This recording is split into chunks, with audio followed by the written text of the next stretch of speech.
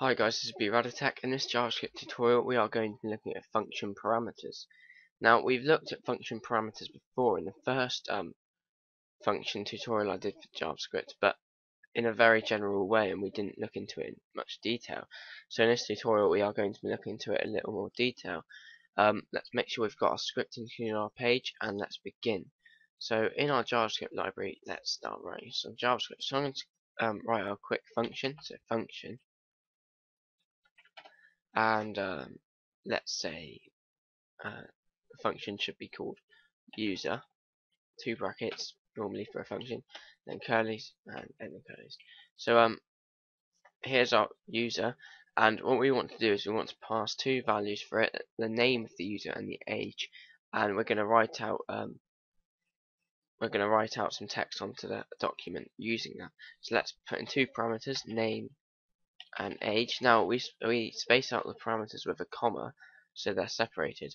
And parameters are like variables, except we don't need all the special code to make them.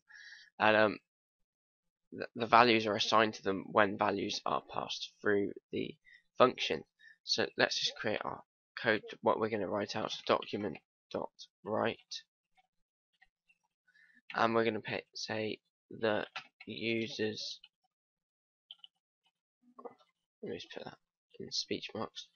The user's name is, make sure we leave a blank there, so we can leave a space, plus name, plus, and their age is, plus age. So we're writing out this and we're calling the name from here, and we've got the age. Let's just try that out. To automatically execute this function, let's just do window. So onload. We'll look into this function later. Now, when the window is loaded, well, actually, I'll do it the HTML way. I'll go into body. I'll say onload equals user. So when the body has loaded, we will execute this function. Only we haven't passed any values into the function. So if I just save this right here, I'll show you what will happen. So let's run this.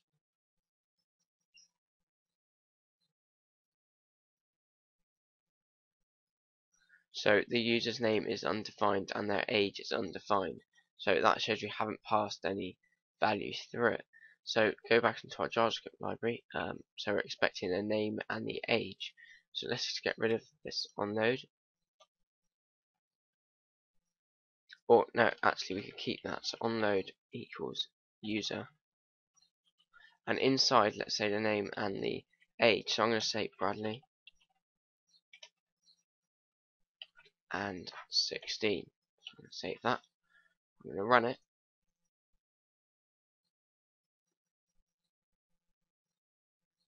So the user's name is Bradley and, sorry, incorrect way of spelling there. Save that.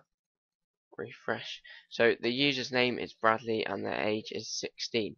So here is the first value we've passed through. Let's just go back to our index. Get this one here. So Bradley is right there and 16 is right there. We can have unlimited parameters and we can use them in many different ways, such as we don't need to have strings. We could have numbers.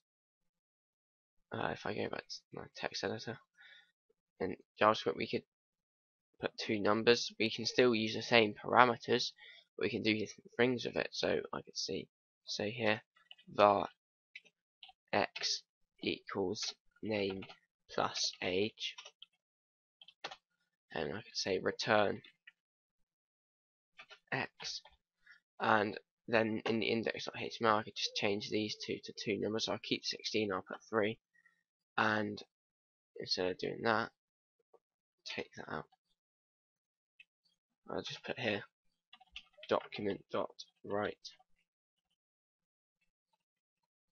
user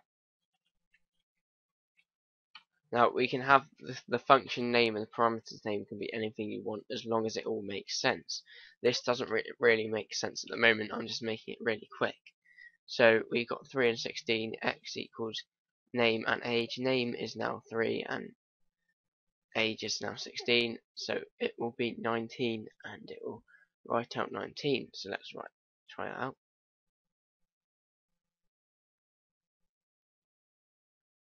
Yeah, so that is how parameters work and what we can do with them. It's basically variables that you are passing through a function, if you could think of it that way.